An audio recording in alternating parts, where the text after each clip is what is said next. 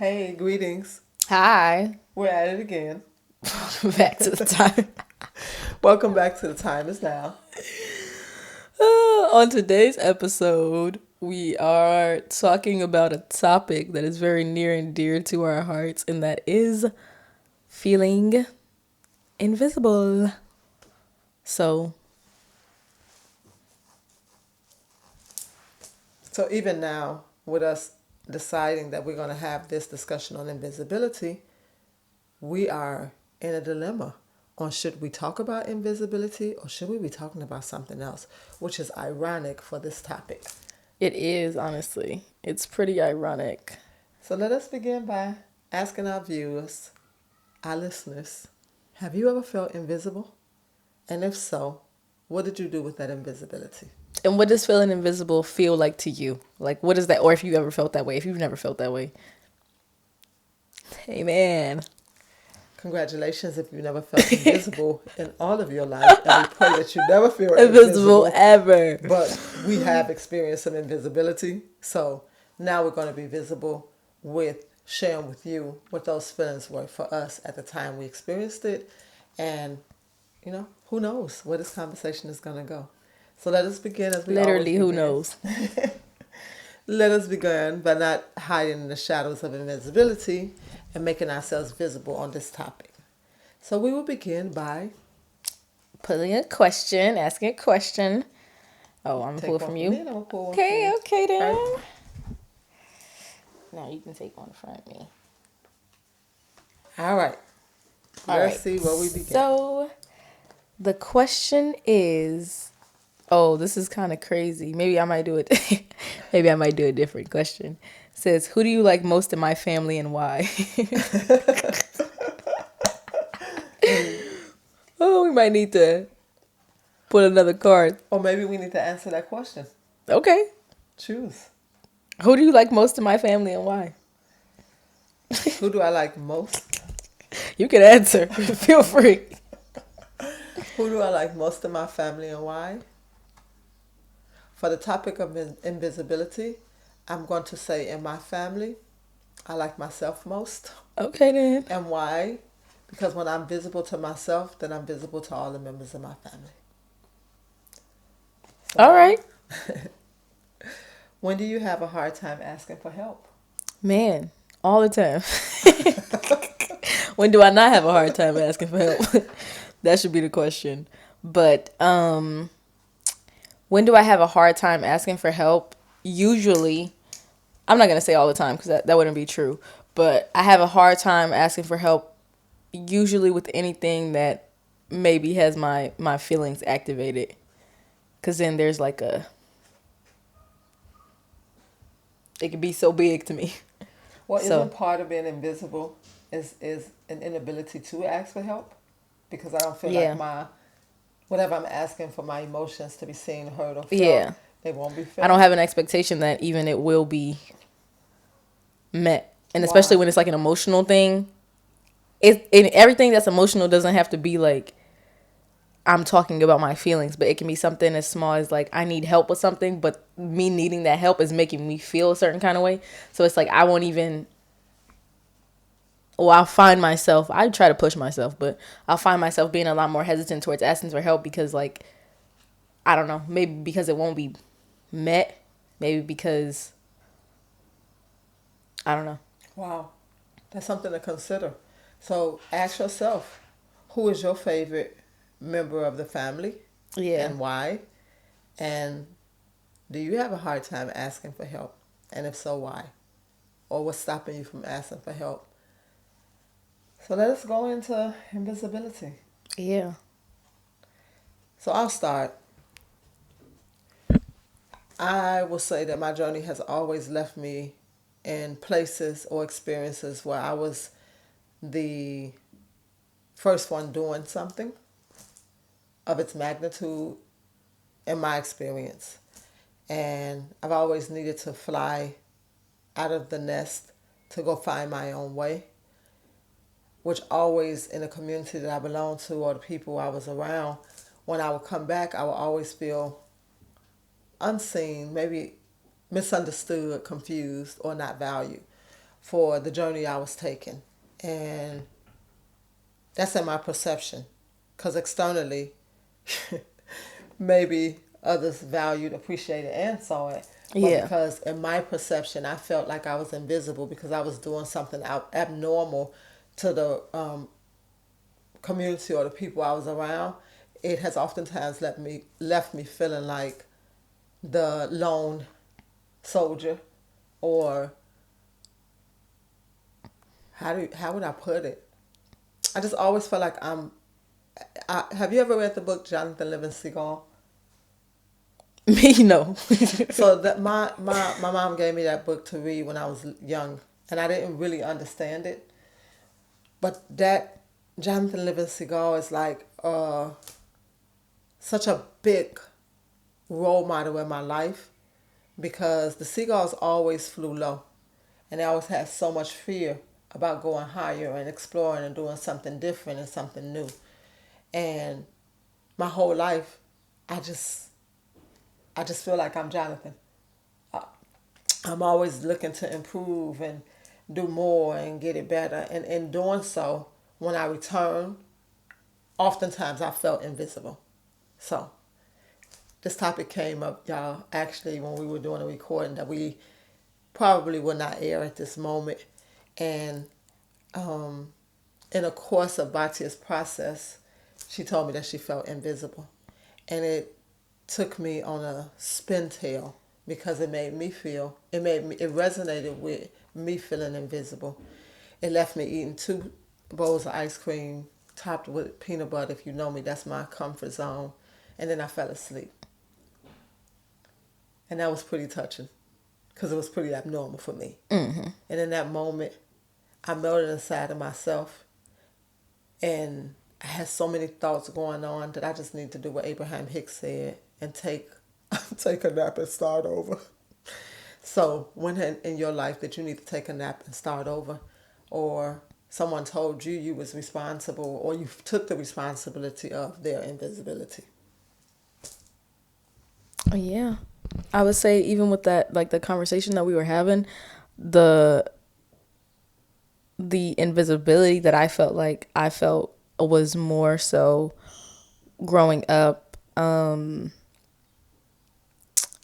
our house, in our family, in my dynamic with you mostly, that created it, and then I felt like it just rippled outward to everything else. So just growing up and being a kid and then not having your emotional needs met, and not having, like, what does that mean, not having your emotional needs met? Because I feel like a lot of people just whatever, but it was more so like not being met where I am with my emotions. So if I have an emotion and I feel a certain type of way, and there's an inability to be met where I am with that emotion, there's an inability to see where I am.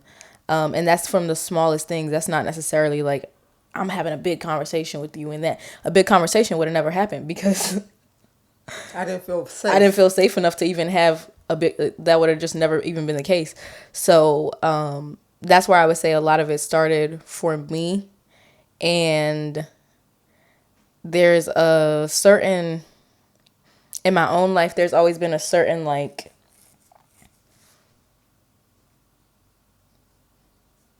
complexity to it, because I feel like while I felt invisible in my experience and in my life, I was quite often recognized for like achievements in school. And I don't like, I ain't gonna say too much. I felt like people liked me. But it was Even never. even I'm not gonna say too much. That's an interesting point because you was recognized, but are you allowed to be recognized within yourself? Or even now when you talk about it, do you need to shy away and become invisible to that recognition that you received? Maybe, but that's just because I've always associated that recognition with, like, it's never been good to me. It's never been good for me. It's never been nice to me. It's never been.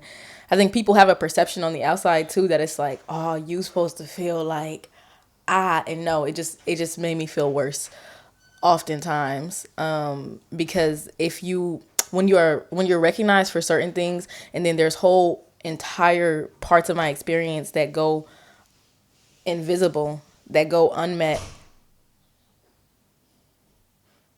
that recognition is fake. That's a piece of paper.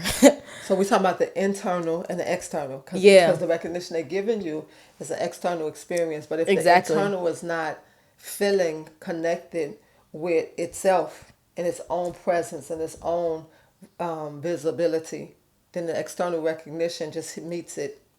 Yeah. It just, the external recognition just makes it so much more obvious. It makes it so much more, you have such a stark difference between the external recognition and then the internal feeling. So it create like a bigger gap. A void. Yeah. And more space to feel invisible. Wow, that was big. Yeah. Because I just often wonder, like, people see me, people see you, but do you see yourself?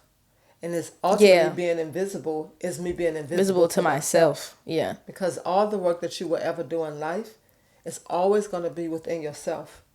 And who's responsible? Like you said, in your childhood, you felt Yeah. invisible inside the home because But your emotional meat. that's in hindsight. I can Right. say I felt invisible. During the time, I didn't feel necessarily like, I'm saying when I was really younger, I didn't feel invisible, but I did.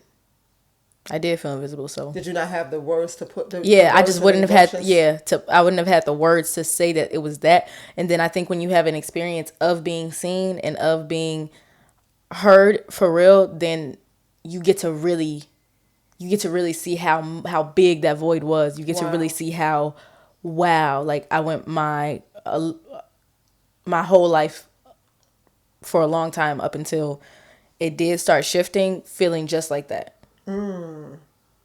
This is an interesting topic for me because I just often wonder, in your household, like as a mother, you're doing everything you're supposed to do, and you're giving your all. And as a mother, I felt so invisible to my family because I gave everything I had, and it still was not enough. Yeah. But who was that void for? Even as a mother, was that void already inside of me, and it had nothing to do with me being a mother? The void probably came along the way where the gap got wider and wider. So even if you Yeah. told me thank you, did I really Yeah. receive your thank you? Because it was coming from external, because I couldn't thank myself. Yeah. Oh, wow. Basically. And I think with the recognition also, because that's in home too, like that's, you get recognized, you get like, it's not that, but I think a lot of it is that emotional place of not being able to be met. And then when you are constantly and consistently let down, why would you even, where's the room? Something big would have to change, and that's what happened. But something big would have to change for me to even at a certain point make an effort to have something different happen, because to me this is what it is, and this is how it is. And everybody else on the outside, it creates a feeling of everybody else on the outside, y'all just really don't know. Like y'all just don't know. Even if you recognize and you hyping up, that's just because you really don't know. But people can only see the perception that they're allowed to see.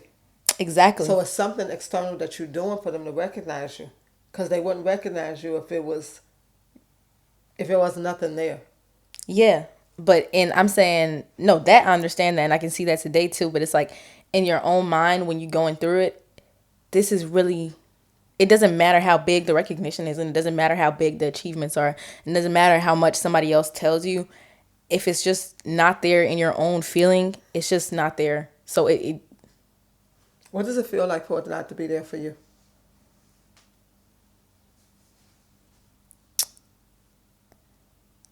I guess it is like in that self-recognition, even if it's just not there. Like, to me, it doesn't matter. It could have been this, it could have been this big. The achievement could have been this high. To me, that was nothing. That's not nothing. That doesn't count for anything. Are you considered nothing inside of yourself?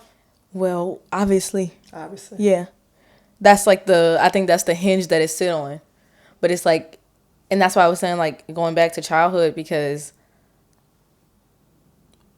if my needs are not met, or even not even worse, because this is, you're grateful for what you have, but it's like for your needs to be met so adequately in one sphere. And a lot of that was education, because you really poured into education. So it's like you have one aspect of you that's very nurtured, and that aspect and that whole the whole sphere of that is, as much as it's not intended to, and it's never been that way for us, I feel like, in our house, in terms of like grades, and it was never like about that. It was always about the genuine learning. It was always about the genuine education. But I don't know, to have that and then juxtaposed with the lacks that were there, it just created like a big gap.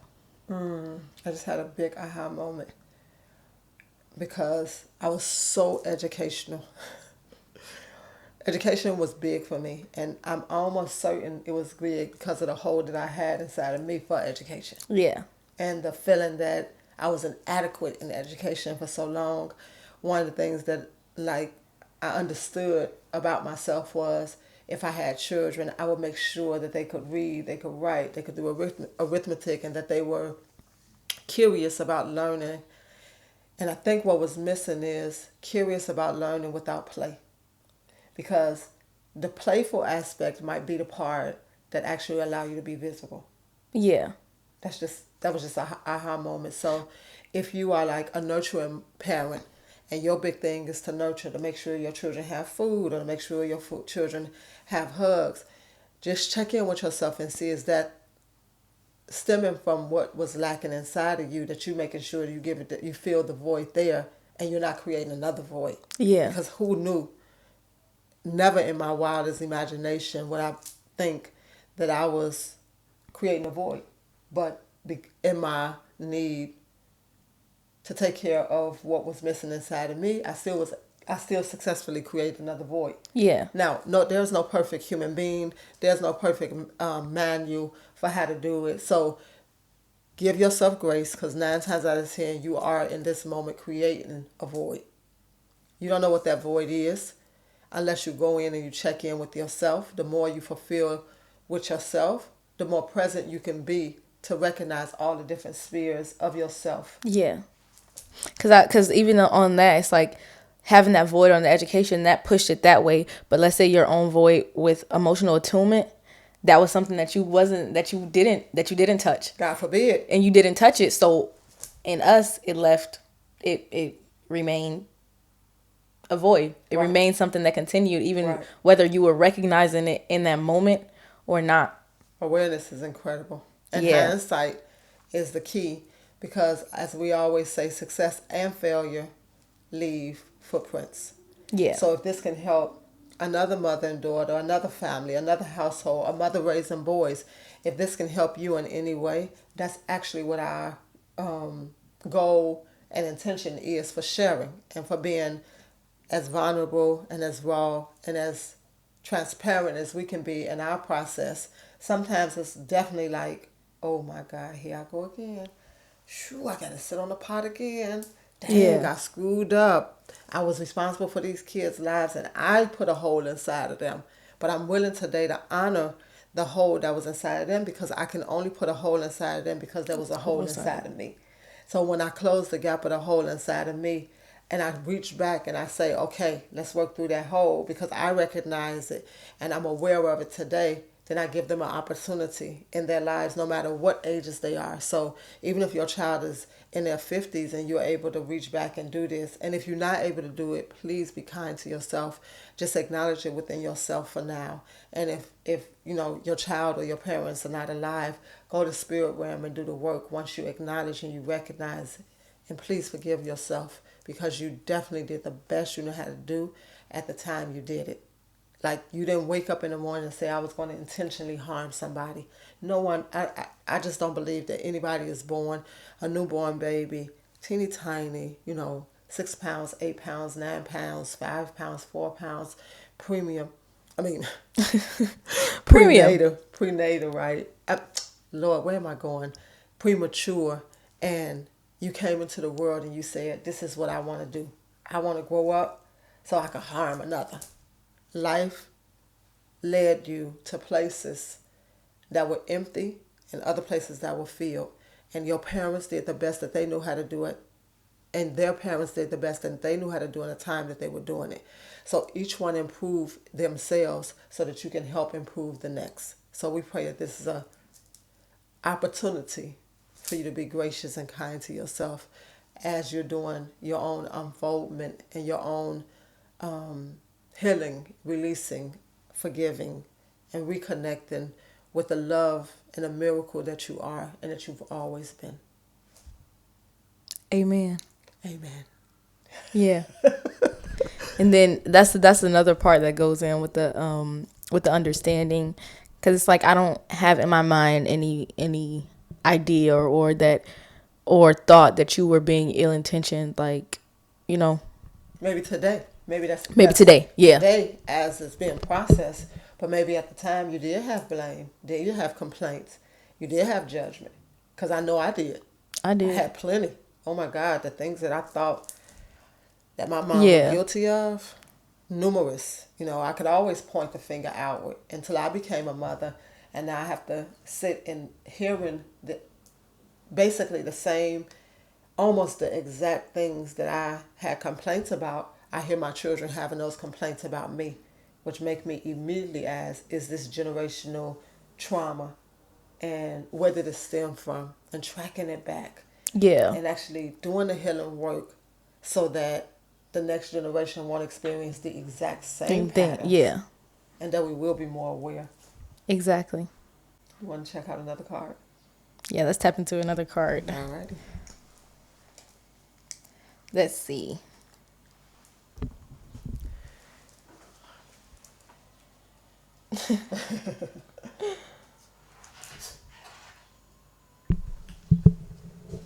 If you are enjoying our podcast and they are useful for you, share it with others, leave a comment, and we hope to become a household favorite where we help people understand that the process of life and that you're living is just a journey and it's a chapter, and you don't have to make it more than a chapter that you're sitting in right now. Yeah. All right. So the question is, what is your top priority for the remainder of the year? My top priority for the remainder of the year is to get enrolled in a master's program for social work, and to fill the community up, my community of our winner circle, to fill it up with women who are ready to do the healing work, to release their trauma and emotional neglect so that they can be whole within themselves, offering wholeness to those who came before them, who raised them, maybe harmed them, and also offer the same gentle kindness to those who are beneath them. You know, their children or the I don't know if grandchildren beneath who- was the I know beneath might not have been the right word. The generation after them. after them. Forgive me. No one is beneath anybody in my world. For real, we're all equal. Because the light that I see in you is the light I see in me, and the darkness I see in me is the darkness I see in you. So, Yeah. their age, generations, age, all of that is pretty irrelevant to me when we can't see the beauty and the light inside of each other. So, anyway, I diverted. Two main goals to get our community of our inner circle filled with women on a mission to transform their lives. And it is so possible. wow. I think people I'm not gonna say I think people, but sometimes you can feel like it's not possible, or like whatever it is what it has been and it's what it's gonna be, and you just all right with. It's just too big. It's for just me. too big. I don't want to touch it. It's just too big. And at any point in time, you can always make that shift and you can always make that change. And it is hard work. Not in the sense of like it's so hard, but it is reflection and it is a lot of honesty with yourself. And so, yeah. A lot of vulnerability. A lot of vulnerability. And a lot of presence to go within. All of the work that you will ever do is internal. It Yeah. has nothing to do with that. It's always a 1v1. It's always what? 1v1. Yeah. Wow. And it's definitely worth it. Y'all see us Yeah. in here today? We couldn't do this without going within. So I'm super grateful for that. Okay. When was the last time you felt good about saying no to someone or something? When was the last time I felt good about saying no? Um, I don't even know. Would you like me to put the card and ask the audience? Feel free to When was ask the that last time question. y'all felt? I'm Good. trying to see when the last Saying time. no to someone or something. Was a no to yourself? Oh, okay. I could say okay. The last Okay. time I felt good saying no was a yeah, 2 days ago. I got off work and I've been trying to go to the gym consistently. So I got off work and I was chilling and I was like, today I don't even really like the voice in your head. I'm like, I don't even really need to go to. I went yesterday. Today that might be over. But so yeah, I was just telling that voice in my head, no, like let's do it. It's okay if you go because I think sometimes I get into this like all or nothing. If I'm going to the gym, I need to go I need to go every day for an hour and a half and like then when it doesn't work out that way, I'm just like, all right, cool. Done with that. But it's like being able to have it in moderation. So let's say I didn't do the full workout that I usually do, but I at least did like 45 minutes on a treadmill. So I felt good about it and I didn't have that much time. So I did it for the amount of time that I had, but I still showed up. So yeah. That's great because how often do we say no to the voice in our head? See, now that's going within Yeah. because that don't have nothing to do with who did you say no to or what did you say no to. I said no to the voice in my own head that's always. Pap, pap, pap, pap, pap. Yeah. So that's a good question to ask the audience. When was the last time you said no to the voice in your head about accomplishing something you wanted to do that it was trying to stop? Yep. But a part of like even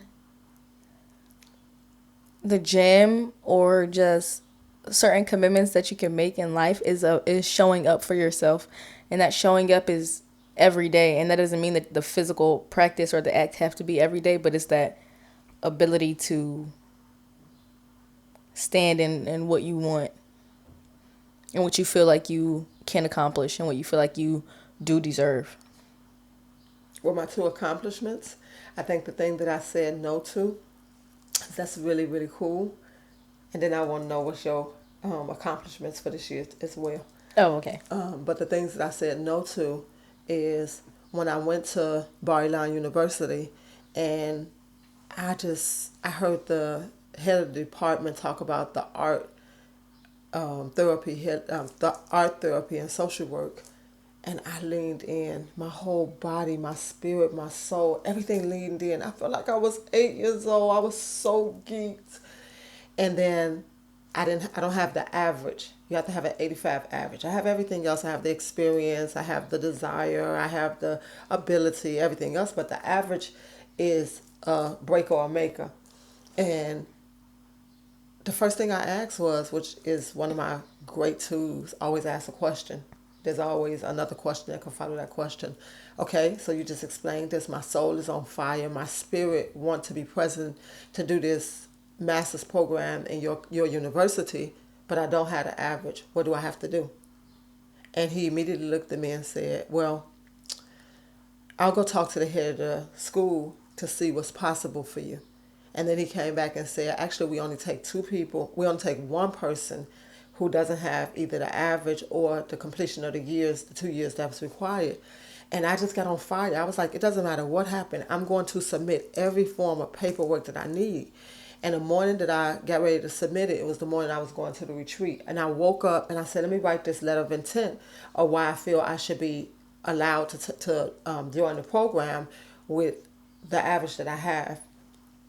And as I was moved, like I woke up with the intention to do it. And I went to the office and I had my coworker proofread it to make sure everything was everything was clear, and I sent it off. And when I asked, I don't know what question I asked the secretary. She said, if you don't have the average, don't, it ain't even worth sending it in. And I said, no, I was at the open house and they told me to write this letter. Yeah. I just need to know who I'm sending it to.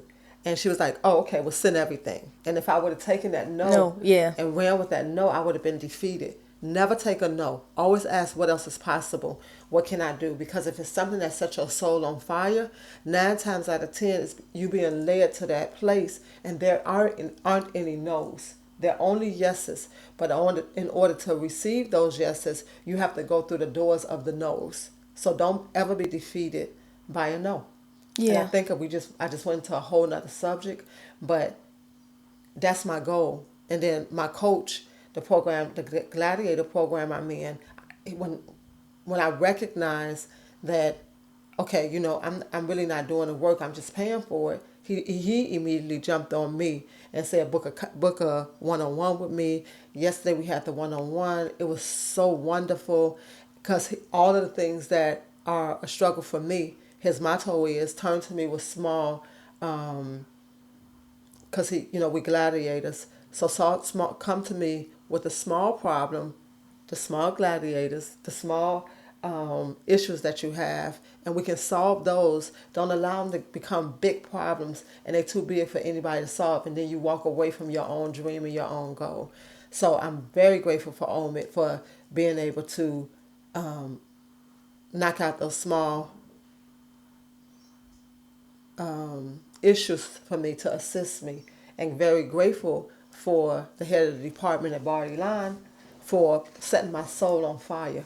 Have anybody ever set your soul on fire that you knew was the right decision? Now I got an interview, right? I made it to the interview.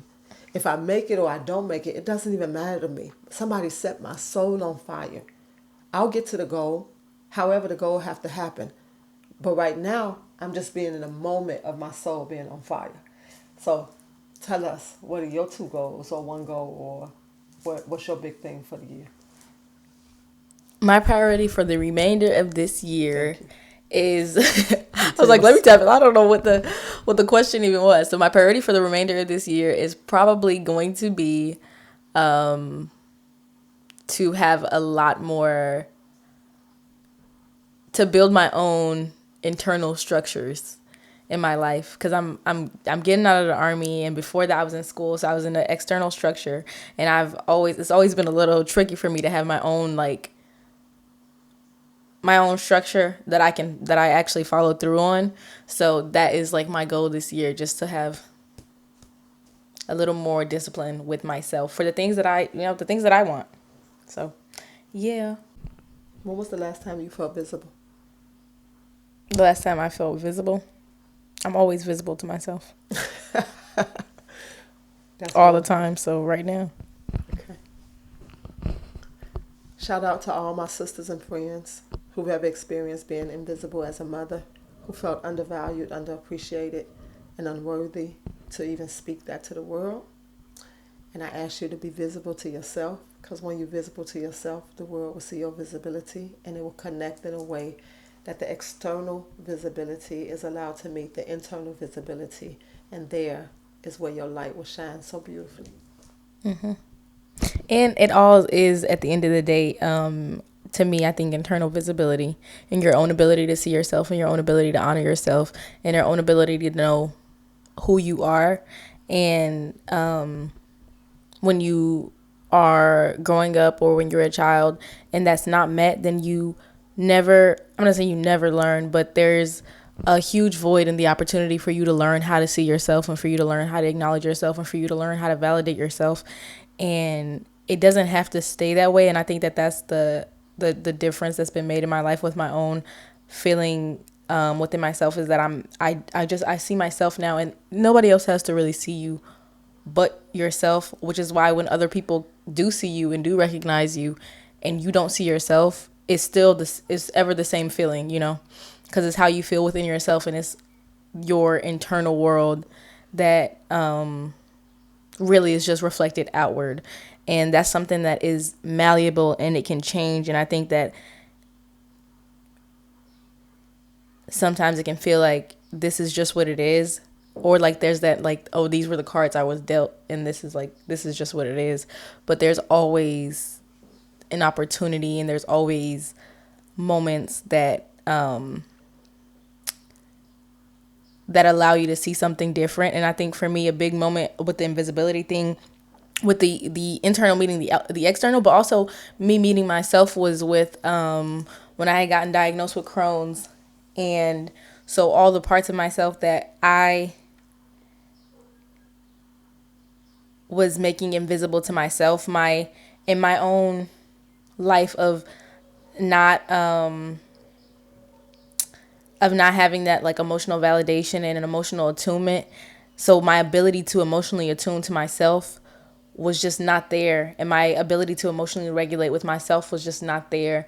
And that was a moment in my life where my body and my entire experience, in my opinion, in my life, just reflected so much of my internal world, to a point that I wasn't able to be invisible to myself. I wasn't able to not see it, because it was just in my face and it was just right there. And I think a big part of like my taking care of me and just life, I think it bridged a really big gap for connection, because I got to see just how visible I was to myself, but also to the people that were around me. So it shook up any notion of invisibility that I had, because it just showed me within myself how visible I really was. And that was like when I was around 15.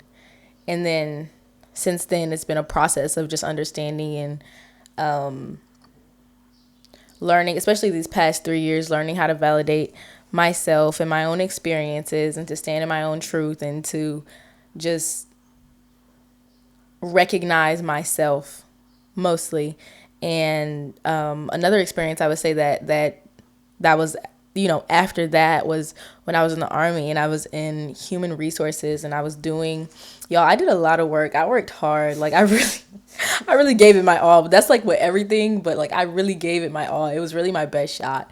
And a lot of the time I felt like, not in terms of like the soldiers and stuff that I was helping, but the system that is the Army, I felt there was a lot of like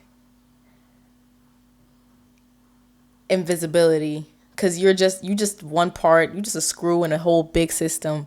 And that was like, my mind was slipping into that a little bit, and then I just had to pull myself back, check myself, and know that the work that I do and the things that I do are because I want to do them. Nobody is forcing me to do this, and nobody is saying you have to, it has to be to this standard and to this level. That is the standard that I like within myself. That is the standard that I like to meet.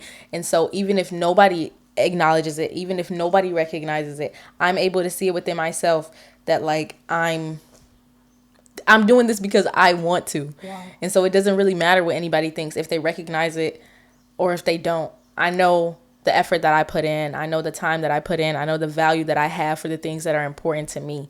And so that was like a moment that did shake it. I think with that invisibility, I started feeling it a little again. I'm like, oh man, I'm just like, but then with a different frame of mind, you're able to recalibrate a lot faster and a lot quicker. And it's not that the feeling won't arise, because I feel like it's something that's so, I'm not going to say innate, but it's something that's it's a familiar feeling. So it's easy to slip into feelings that are familiar, or sensations that are like familiar. You've been there before. You know it in and out, but it's like precisely because I've been there before, I know that there's nothing for me to get out of feeling that way about myself. There's nothing. I've been there, done that, got a t-shirt. And I just learned that little last part of it. I never knew that last part was on there. I'm like, I like that. Been there, done that, got a t-shirt. And a memo. Wow, that is so divine. That's really so cool. Wow. This is a proud moment for me, because one of the most fulfilling sensations is when you do work that no one can pay you for, no one can compliment you on, no one no one even recognize what you're doing, but you do it from your own internal gift of sharing and being present. And there is no need for you to ever say, you're the best at this. But when you tell me I'm the best at it, I know externally that you notice, that you see, and that you honor and you appreciate it. But first, when I'm I'm delivering it from that place. Yeah. So to hear you say that, it's just such a sinking moment of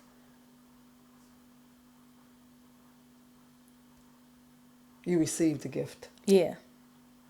And I received the gift from my mother.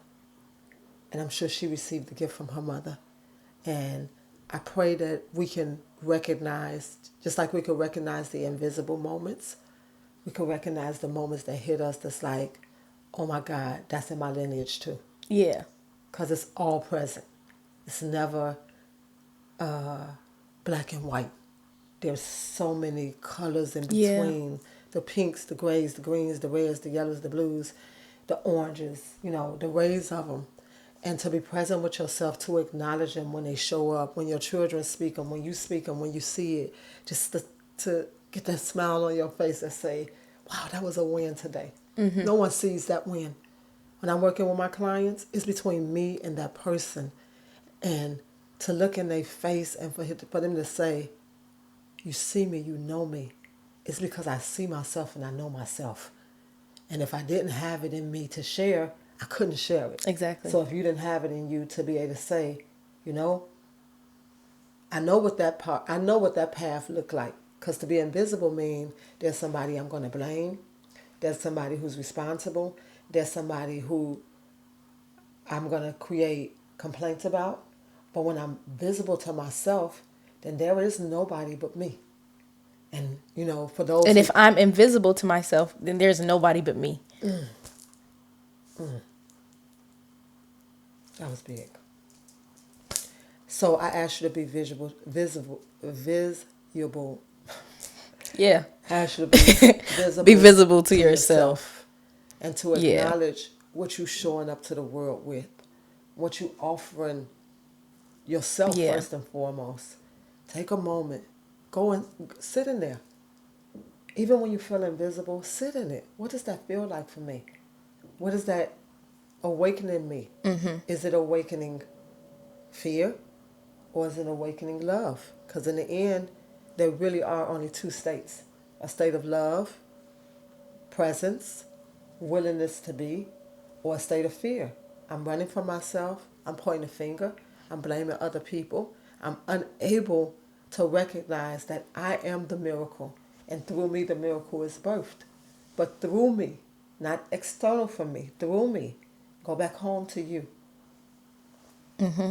And like, I think even with the invisibility, I've been doing a lot of work, and it's not necessarily that intentional, but it's just thoughts or situations that come up in my life, and I'm able to go back to myself, that the version of me that was so unvalidated, that did feel so invisible, and to see myself in a way that nobody else can and nobody else could, and nobody else I couldn't. It was an expectation that I could place really on anybody else. And it's looking back and it's saying, "Oh wow, that actually was a really good moment." I think like something that like where it's like undeniable was like, let's say I graduated high school with a 4.1. You think that meant something to me? That was whatever. That wasn't anything. I got like certificates and achievements every year for school, every semester, and it was cool. It was okay. It was all right. And it's like being able to go back in myself now and the version of myself that I am today and be like, oh wow, that's actually so cool. That's actually, oh wow, maybe you are actually smart. Wow. Like to be able to see it and to go back and reflect on it, and not even just with the education, just so many other moments in my life that I'm able to go back and I'm able to revisit and I'm able to reclaim for myself and to see it in a different light. And it's not because I don't honor how I felt during those times, because how I felt during those times, that was how I felt. That was the emotional bandwidth that I had. That was the capacity that I was at. So I'm not, you know, don't feel a type of way about that. I can't believe I thought, no, it's not that, but it's just being able to look back and be like, wow, this really was a significant moment. This really was important. Or even seeing the ways that other people did see me. And I think for a lot of my journey in life, it wasn't even because I could say I felt invisible, and I really did, but a lot of it was also like a barrier within myself of not wanting people to see me. Because if you feel invisible, and if you feel invisible, or if you're made to feel invisible within yourself, then that does create a sort of understanding in your mind. I think, why would you be invisible? Why would you feel invisible? It would, if you're invisible, or if your needs are not met, if then it must be something a little wonky with you. I think that's the internalization that you have, especially as a kid. So it's going back on a foundational level to that, and knowing that people operate, in your parents and your school and your life and your community, people operate with the tools that they have and the emotional capacity that they themselves have. And that people, 9 times out of 10, people are not setting out to intentionally hurt you, even if it seems that way, even if it looks that way. And then 10 times out of 10, a person who, even in your perception, is intentionally hurting you is much more intentionally hurting themselves. And so you don't have to be in a space that you are intentionally or unintentionally hurting yourself because somebody else did it and somebody else made you feel that way. It's being able to step outside of that and see yourself for really who you are. And you really are so wonderful and incredible, whoever is watching this. So yeah, and it's in that understanding and recognition in myself that I don't shy away from the visibility that other people reflect onto me. Because I think a lot of it was like, I'm saying I felt invisible. I didn't want people to know me. So. Wow. Thank you. That was beautiful. And I do want to say about the Crohn's, because I don't want to overlook that. That was definitely an opportunity for me to see the magnitude of invisibility and how it had taken such a strong toll on your physical body. And it made me feel very responsible, because up until then, I definitely thought that I had done the work, that I was in alignment, only to find out that I wasn't in alignment. And, we here today. In 5 years, we may be sitting here and I'll be like, wow, I really wasn't in alignment. But I was in alignment for the moment that I was in. Yeah. And as I refine the alignment, I'm grateful for every moment that I am gifted to refine every form of alignment, so that I can show up to see you, to recognize you, to be able to meet your needs, and not meet your needs and deny my own needs. Yeah. Most beautiful part still is the the poem that wrote itself through me when I asked you, why did you have Crohn's? And you immediately thought that I was attacking you. You're not going to blame me for this. And I just wrote how you were my copy. Yeah. So even the It was moment, definitely, you're not going to blame me for this. right, which I'm invisible. Yeah. If I'm blaming you, I'm invisible. And there was a moment in life where I recognized that she was my copy. And her being my copy, the same thing happened when we started talking about invisibility. She was my copy again. But that's not to downplay who she is. So she's not in my shadow or my copy. She's her own person. But the behaviors that were showing up were copy behaviors. Exactly. And I just know, for the great aspect, one of the highest moments of achievement was Malak, because she got a 4.1, and all he wanted to do was get more than a 4.1. If it was a 4.134 something, he just wanted to get that. So she set a stage, even when she didn't think that she was setting a stage for her little brother, to model her. And I'm sure that intellectual wise, everybody was modeling off of each one of the children, because each one of them was reaching a little bit deeper because of what their sibling above them did. Yeah. And for that, I'm very grateful, because the intellectual part is so rewarding for my soul, to know that my children are curious and that they're excited, they're engaged. Even today when we was getting ready to record this, we had a moment that it was like, well, the mics are not working. We're not going to do this. And shout out to Eliakim, who, Yeah. it's 5 in the morning, and And he still picked up Batia and yeah. called, and he still picked up, and he went through the every phase to assist us in having our mics work. Well, he didn't get that because he dreamed about getting it. He became visible in a world that he loved so much, which is the world of sound engineering and music, and he was literally able to help us. And he said, "It's 5 o'clock. Wait, Batia, show me what's going on. Put the video on it." And I really salute every ounce of courage that it took Eliakim to be Jonathan Living Seagull and to fly a little bit higher and a little bit higher and a little bit higher. Yeah. And the hours that he put into his tool and creating it to be the best version of himself that he can be. I love you, Ellie, and I appreciate you, and I see you, and I just really admire the joy and the love and the commitment that you have to sound and to excellence Yeah. and to You have a standard that wow. is so impeccably top tier that, yeah.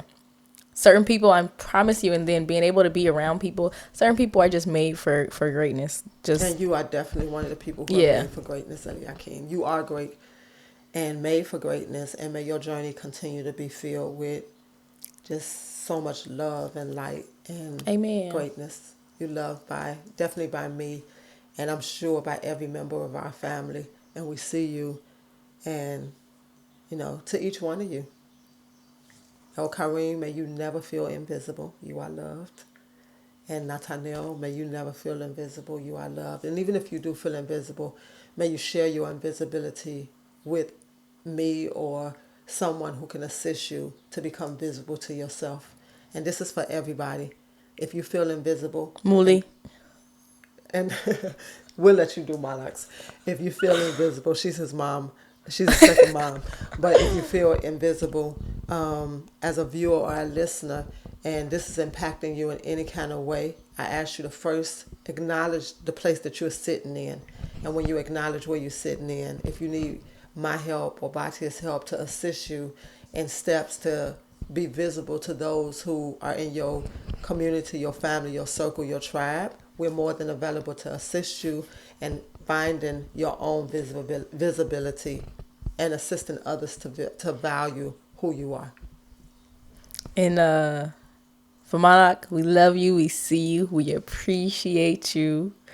You are just as wonderful as the day that you were born. Aww. And I love you always. And I love everybody. You guys, love is everywhere.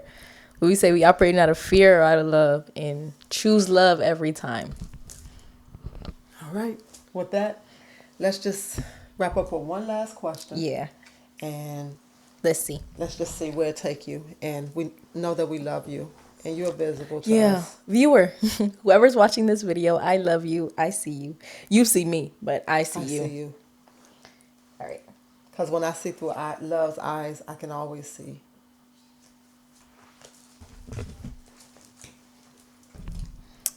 All right. What are you most afraid of? I think we had that. Right? But I feel like that was on an episode. It wasn't published. Oh, okay. But, no. So what do we... No. What am I most afraid of? I can always answer that. I'm most afraid of walking in fear and not interacting with you or somebody else from a place of love. When was someone kind to you that you'll never forget? A kindness that I will never forget, and this is one that has... When I was 15 and I was hospitalized with my Crohn's, and I was awaiting a surgery. And y'all, I y'all know those people that volunteer in hospitals. I love y'all. It makes a difference, because I feel like people are like whatever. But no, it really does. It really does make a difference. And so one day this old man came in and he read to me The Giving Tree, which is Hayat Nadib, and it was one of my favorite books growing up in childhood. And I never read it in English. I had never heard it in English, but he read it to me. And it was just such a moment that filled me up with so much warmth and so much kindness in a place in my heart, that in a place in my life that genuinely was really, really, really hard. And it was something that just connected me to myself, and just his kindness and coming in and even doing that, even being in place to come to read to kids at a hospital was just so beautiful. And yeah, something I always appreciate. It's a moment in life that I'm always appreciative of. I'm going to answer that question as well, and I'm going to answer it with the same time that she was in the hospital. A moment of visibility was that month, that process. Bate was so sad, and she didn't know how sad she was. Oh man, you don't know. Until a technician That took was her. before I was in the hospital though. That was No, it wasn't. yes it was. When the technician took you to take do. That was one of my first times in the hospital. Okay, and what was that story with that technician? Oh wow. Yeah, I was so y'all talk about sad. I was incredibly devastated. My entire I'm in a hospital. I'm awaiting like to get an ultrasound, and so they came to get me. This man came to get me, and he's cracking jokes like the whole time. You just cracking jokes. None of it is landing. It's not funny. I can't crack a smile. Nothing is funny. Like, y'all know life be so serious. Nothing is funny. You can't even laugh. It's like, oh my God. And we're in the room and he's doing ultrasound. He's still trying. On the way back, he's still trying. And then I don't know, whatever it was, something that he said really right before we went back into the room was funny. And it made me laugh. I was like, oh my God. I think because he had been trying for so long, something about it. I don't know. And then when I sat back on my bed, like when he brought me back into the room, because I had laughed and I was feeling a little better. And